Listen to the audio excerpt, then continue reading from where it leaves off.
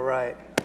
Welcome, my name is Mike Whittemore. I'm the very new ecologist for the Central Pine Barrens Commission on Long Island, and as of this week, I'm the interim manager for Science and Stewardship Division. For those of you who know Polly Wiegand, she just left for a new adventure, so if you know her, say a big congratulations to her. She's really excited about it. I've been fortunate to work with sandplain grasslands and imperiled barrens habitats for about 8 years, from studying them at Woodwell Climate Research Center on Woods Hole, Massachusetts, to restoring them, leading the Nature Conservancy's Cape Cod and the Island program for the past 6 years before coming here. So I have a lot of experience in these grasslands. I have a lot of passion towards them. And today I'm going to be talking about a paper I hope to submit to Conservation Biology in the next couple of months for publication, titled Flora, Distribution, and Status of Northeast Atlantic Pine, Coastal Heathland and Grassland, which is a habitat classification. Many of you know NatureServe, it's put out by them. That includes sandplain grassland and heathland, which is what Massachusetts calls them. New York calls them maritime grasslands and heathlands, but they're pretty much the same thing. So the main authors for this research, as you can see, are myself, Polly Wiegand. She's going to be with the Forest Stewards Guild for Northeast Region, and my Dr. Chris Neal of Woodwell Climate Research Center in Mass. He's a senior scientist, and both of them are my former supervisors. So let me just see here. Okay. So first of all, does anybody know what a sandplain grassland is? We've got a couple.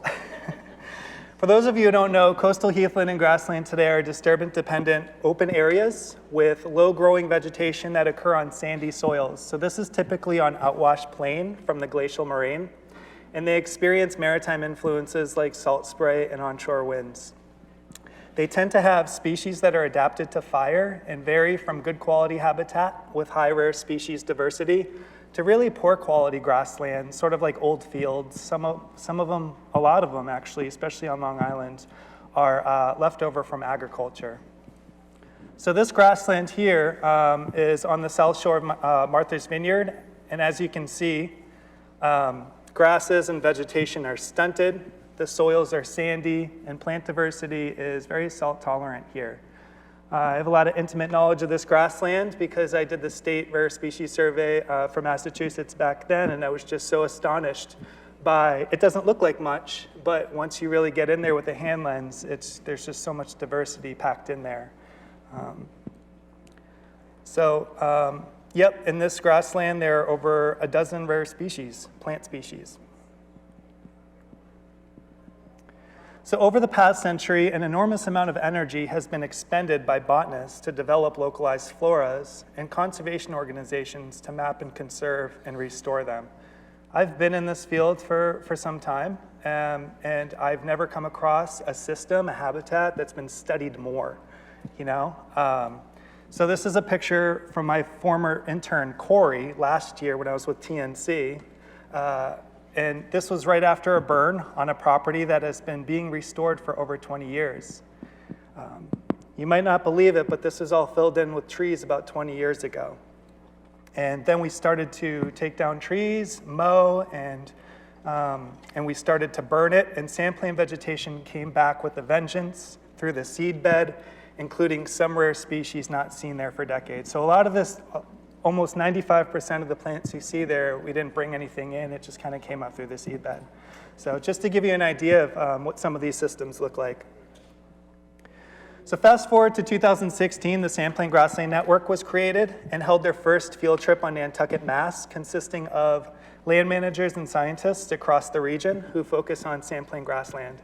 So Polly Wiegand actually is the first time I met her, came from Central Pine Barrens Commission, was invited and provided a very important link between Massachusetts and New York. For the first time, we were able to combine localized maps, species lists, and rare species data from sites in both states. Since then, we have gone on to write a guidebook for managing these kinds of systems, which is available if anybody's interested. And it's published on this website here. So, while helping to put together a literature review for the grasslands for the guidebook, two things became apparent to me. First, in the past century, there's been a lot of effort for these systems. And there seem to be several sites from Long Island to Massachusetts of varying composition and quality. And second, to my knowledge, there's never been an effort to put these elements together across states to develop a regional habitat flora, an estimated habitat map, and an assessment of rare species. So many of us have heard that sampling grasslands and similar habitats hold a high proportion of rare and uncommon species in the region, but how many? And what is a sampling grassland, when it comes to the plants that are actually there?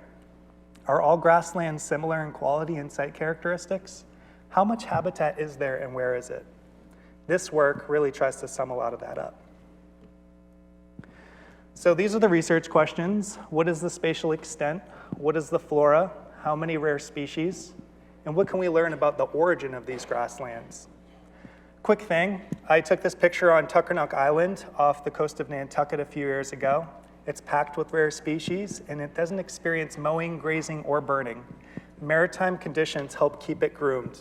And as you can imagine, these systems differ from other types of grasslands in environmental conditions and specialized plant species adapted to them. So since this picture was taken, we've lost at least 90 feet to the ocean. So this is just one sort of stressor against these systems. So the methods, essentially, after the guidebook was published and the website went live, I presented the idea to the committee to use our network to locate all the known floras to understand what is a sampling grassland. I received all kinds of surveys, digital surveys, typewritten documents. A lot of them were very dusty in old file cabinets, research papers, floras, and the like. I then developed a database of species by site and added species characteristics such as native status and growth form and filled in the blanks as best as we could. Now, knowing where these sites were, we went even a step further to look for all the known habitat maps related to sampling grassland and heathland. So it's pretty simple design. Because some lists were independent of state rare species surveys, we reached out to natural heritage programs in New York and Massachusetts, and giving them our site maps and asking them to generate reports of any rare species they found over the years that maybe we hadn't. And to better gauge how many rare species there are in these habitats in relation to other sensitive habitats, like coastal plain ponds, for example, we know are very biodiverse. We asked them to provide all the sensitive habitats in each state and the amount of rare species, so we were able to see where sort of sampling grasslands stack up. All right, so the study area. There are grasslands throughout the country and world. Similar habitat exists inland or just south of us, like in New Jersey. So what makes these different? It really comes down to soils and climate, as well as maritime influences.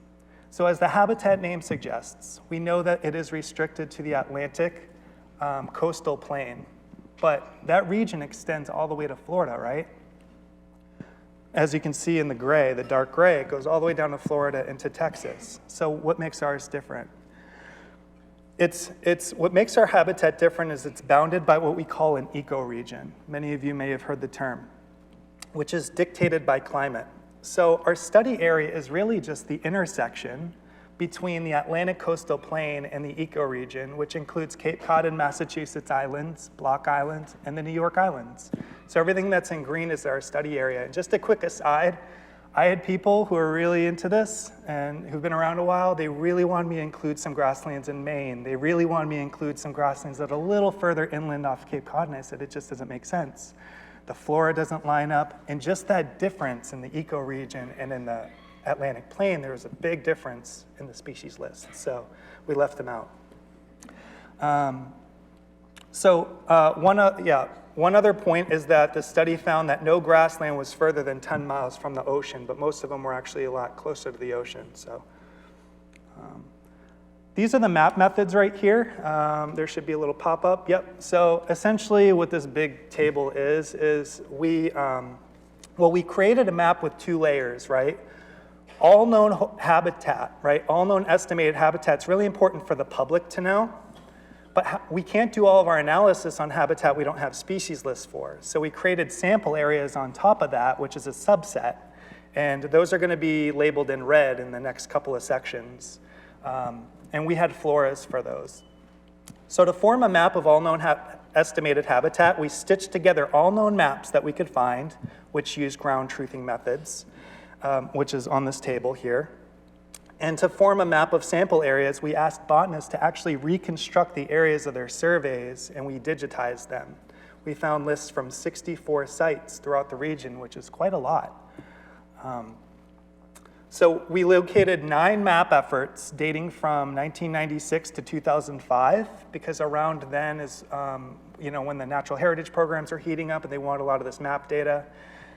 6 were done by the Nature Conservancy, 2 were done by natural heritage programs, and 1 was done by the National Park Service.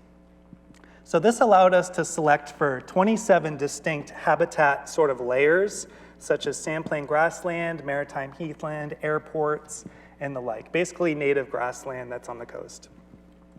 So now let's see what it looks like. This is the map showing northeastern coastal Atlantic grassland and heathland, shown in black, and the sample areas are in red. And I know it's really small. That's sort of a symptom of what the habitat's left with today. Based on all known habitat maps, sandplain grassland comprises about 12,000 hectares across the region, and our sample sites comprised of about 2,000 hectares, making up about 15% of the estimated total habitat. So that was our sample size. And of course, these habitat maps are somewhat outdated and don't account for all the habitat, but provide the best idea we can get. I want you to notice, obviously, how sparse and spread out this habitat is.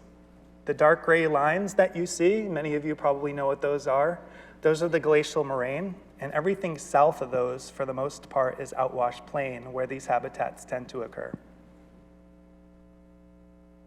All right, so looking at the map still, we looked a little deeper. Parcel size and distribution is important to know the context of how the land is managed. So this graph is in log 10, so it's a bit of an optical illusion. There are thousands of very tiny parcels in both states. But Massachusetts has way more than double the number of parcels larger than 200 acres.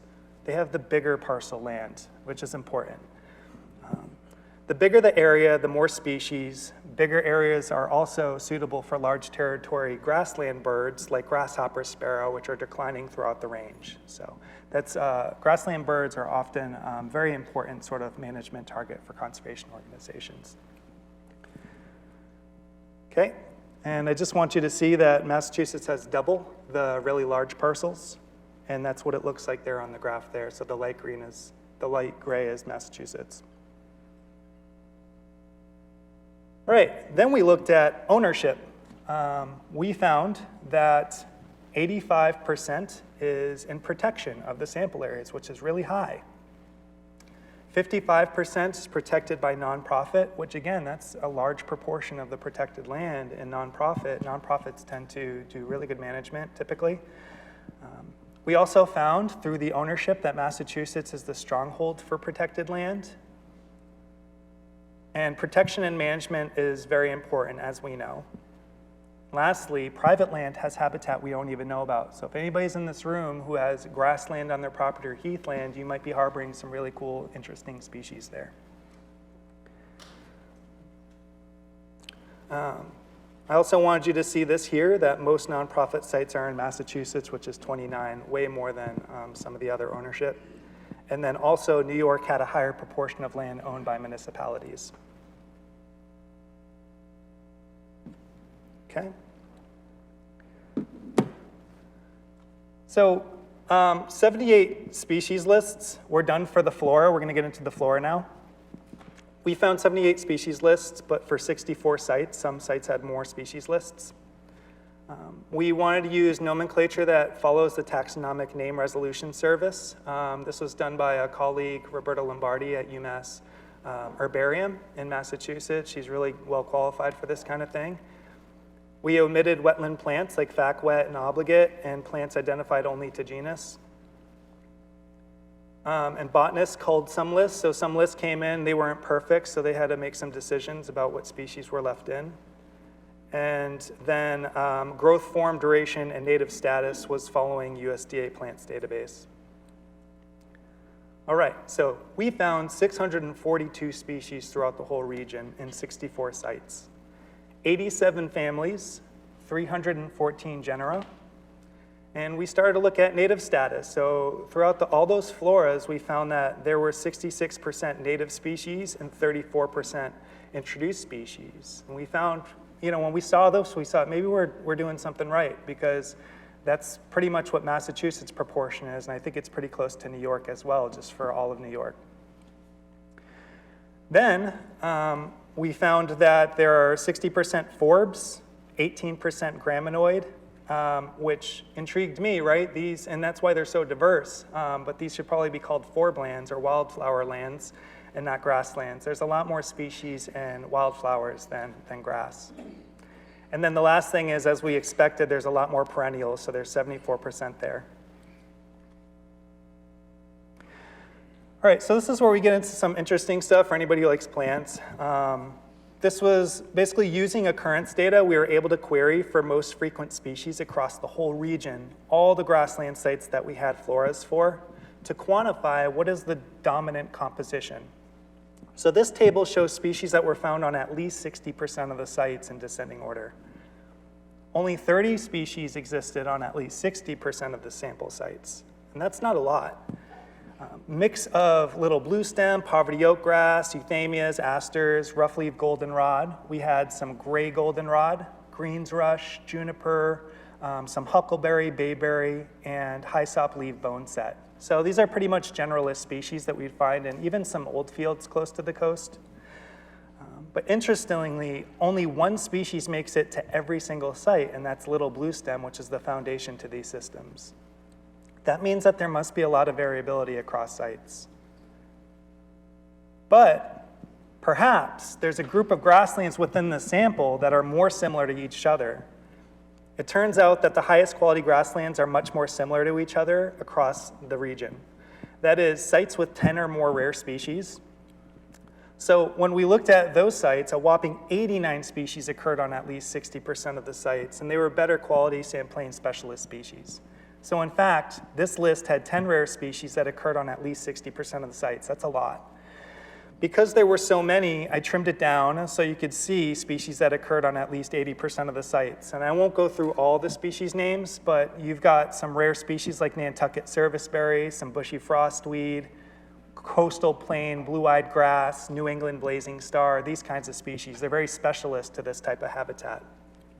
In my opinion, this list captures what a good quality sandplain grassland is, and the other list factors in less quality sites that may sort of dilute, sort of maybe grassland that were not always sandplain grassland, like old fields and things like that. So sites such as old fields for past agricultural sites that were restored with low diversity seed mixes, there are several on Long Island.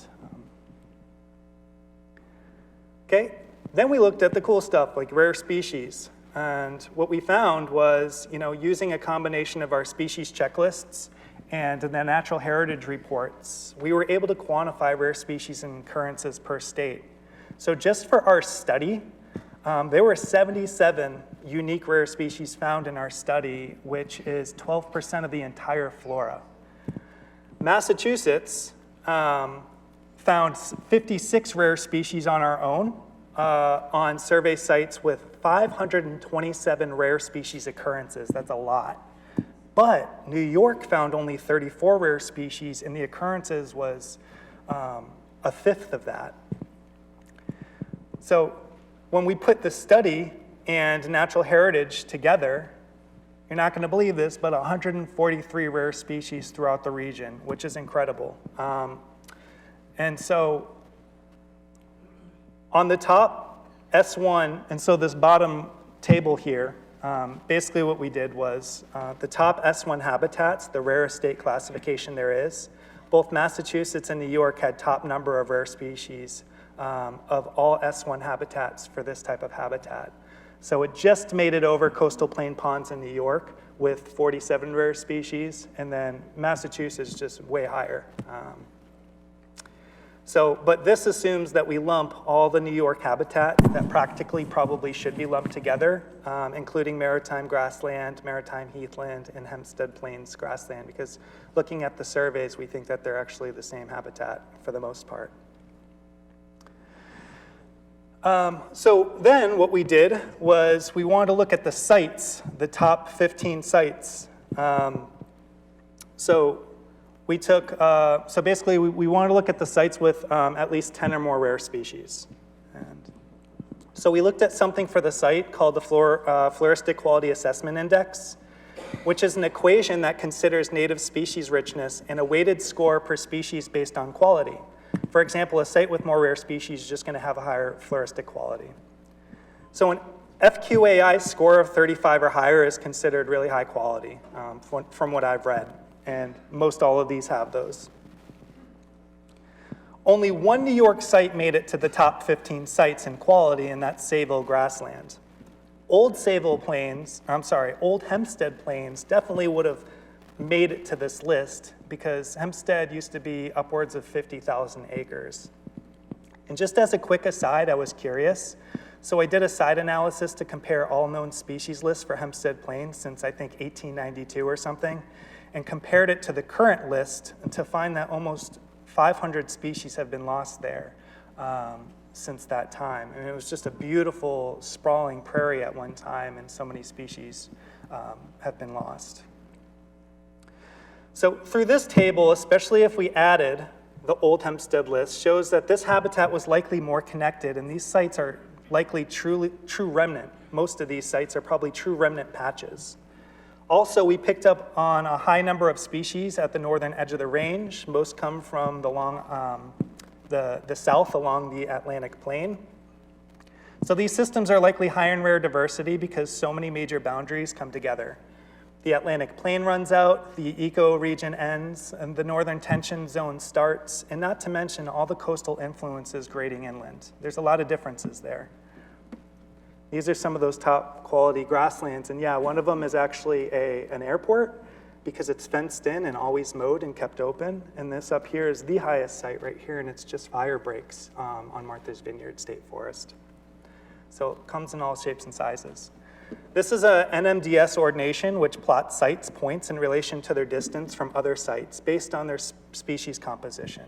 So if two sites were the same, those dots would be right on top of each other. Generally, Massachusetts and New York differed in vegetation composition. However, the very best quality sites group close together toward the bottom, suggesting that these habitats, again, were likely once more connected and expansive. It's very similar habitat. So how else could they all have, such similar species diversity, especially when those species have such limited dispersal mechanisms? We expect soils, habitat management, land use history, and species ranges as main drivers of variation across sites.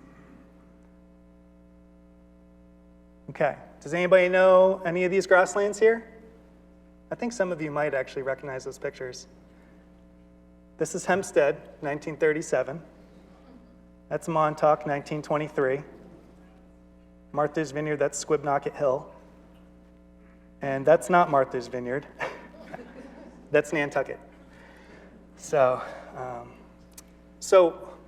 here are the photos from Montauk Downs, Hempstead Plains and such. Although it's impossible to tell that these habitats were pre-European settlement or what kept them open for so long, this study really brings us closer. And we found that there are a handful of sites across the region from Hempstead, Sayville, Montauk to Massachusetts islands that are very similar. Perhaps many sites were burned or grazed, but for how long? Why do so many sites have such similar rare species composition? Did they always require humans to keep them open? And this study could form the basis for more investigation. So I just have a couple more slides here. Takeaways. We were able to quantify that these are really patchy, isolated, and varying sizes. They're very sparse, but they got a lot of the biodiversity, especially the rare biodiversity in the whole region. They might be the highest harborer of rare species of any other habitat. Varying quality with a handful of remnant patches. So old field all the way up to the remnant stuff. Massachusetts is definitely the stronghold with the highest number of rare species. They hold the highest numbers of rare species in Massachusetts and New York, as we know. And most rare species come from the south along the Atlantic plain, which again, I work with a lot of botanists and things, and I'm not sure they were convinced of this until this study. I started looking at the Bonap ranges of all these different rare species, and they come up right along the Atlantic coastal plain. So they're southern system. And of course, management's very important.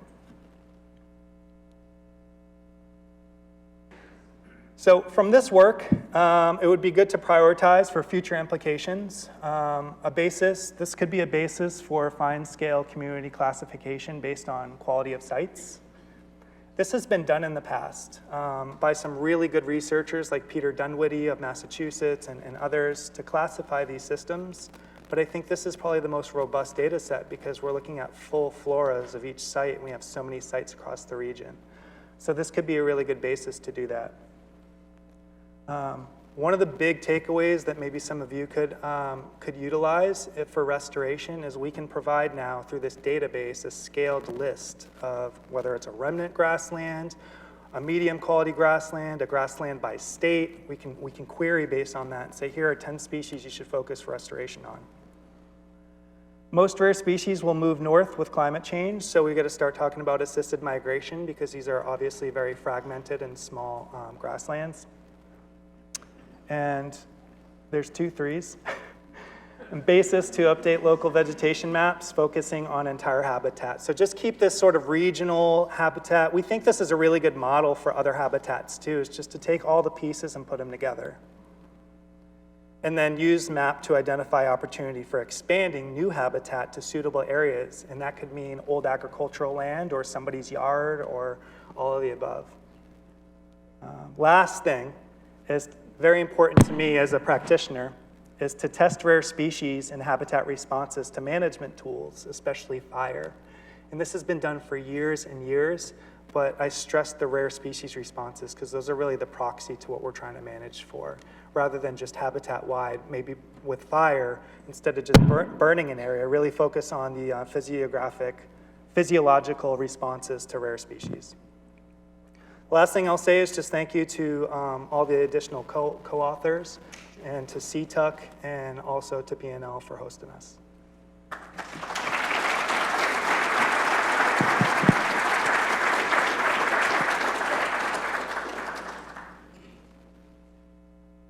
We have plenty of time for questions.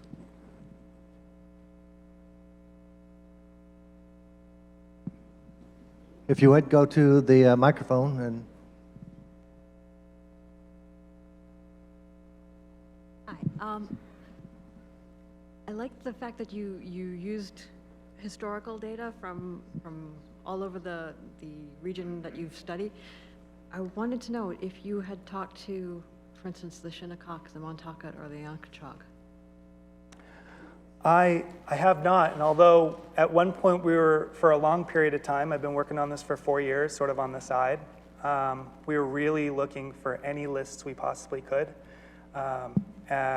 And sort of my contact was Polly Wiegand for New York, so I'm not sure if that ever came about or if there were any lists there. I know we tried looking for Montauk, for example, but I think there's a list actually being redone right now or updated, which is wonderful. But I think at the time it wasn't ready, so we didn't use Montauk. That's one of the main sites we just didn't use for New York. Oh, no, I was just using that as an example. So the answer to your question is no, that list never came up if there was a list, but we tried. 2 quick questions, if you don't mind. Mm-hmm. I might have missed earlier the guidebook or the guidelines you said. Do you have that website you can share with us? It's really easy. It's called sandplaingrassland.net. Easy enough. It's just a really great website with all kinds of information to help. And my second question is, with your grassland study, are you going to try to hook that up with an insect survey to see if there's a association? So I'm pretty specialized on plants. However, I do know some colleagues like Paul Goldstein with the Smithsonian. He's worked on some projects. I think that, with research, you publish something like this, and then it's going to sort of inspire other people in different domains to pick up where they want. But I think that's a great idea. It's very important, especially with management. Thank you. Yep. Hello. Hi. I was wondering, you talked about the fact that you had studied like the rare species in the areas. I was wondering if you also were able to identify any species that were from other areas that maybe were brought to that area to help with the density of the plants? Yeah. Yeah, that's a real, so you're talking about native plants? Yeah, native plants versus. There was quite a few sites that had been restored with some level of native plant introductions. A lot of those were actually on Long Island. I think Massachusetts is very careful about especially rare species plantings. I know I was involved in one, but it's really hard to get through. There was also some restorations, but I think especially for Massachusetts, by and large, most all sites were pretty much just native, didn't have a lot of introductions except for a couple. But New York definitely had a lot, especially sort of tall grasses and sort of these seed mixes kind of thing. Thank you. Yep, appreciate it. I had a kind of a similar question. I was wondering if there were threats from either invasive species, or you mentioned those like pre-seed mixes, and how did you have to completely restore the ecosystem in order to, and do replantings in order to restore those ecosystems, or are those continually creating That's problems? a really good question, you know, because as we all know, as restoration ecologists and practitioners and managers, not one shoe fits all, especially for this delicate system. And so what I really wanted to do, my passion was to identify those remnant areas as the baseline, because we don't really want to influence those much. We just want to keep them the way they are. And then from there, you can take source populations of seed and move them inland. So to answer your question, I think it really depends on the management goal, the starting point of the system. You know, if it's an old field, you know, I've seen people just go at it and see what sticks. And that might be okay, right? Because it used to be corn or something. But I think it really depends on the level and the quality. And like any management, I think it's really important to establish that baseline before you do management. Thank you. Yep. Alex, you have a question? You had a hand up back there. This wouldn't be so much a question as a comment. Yeah. I've been very interested in these things for a long time. I was involved in getting a section at Hempstead Plains set aside back as an undergrad in the 60s. I'm interested in the history of Long Island too. So a comment, from what I understand from reading histories, Long Island was probably clear-cut at least twice. Once in the early colonial period, and once as firewood became really in demand around the late 1800s and early 1900s for heating or just for starting coal fires. I would completely agree with that. And there's been a lot of debate on this. My general sense is that that's all true. I think these remnant populations are whatever's left over there that wasn't fully disturbed, the soil disturbed, they just remained. And I think the proof is in the pudding with this stuff, right? It's like if you look at these species lists close enough, there's really rare stuff at all these locations from Long Island all the way to Massachusetts. I don't know what kept those sites open for so long. I don't know if they required humans for so long. It wasn't really the point of this, the exercise here, but it's really illuminating to me that the origin to these the answers are a little bit deeper into those flora lists. Mm-hmm.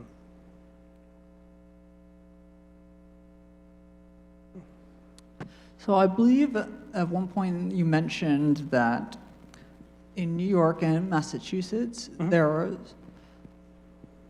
there were similarities in the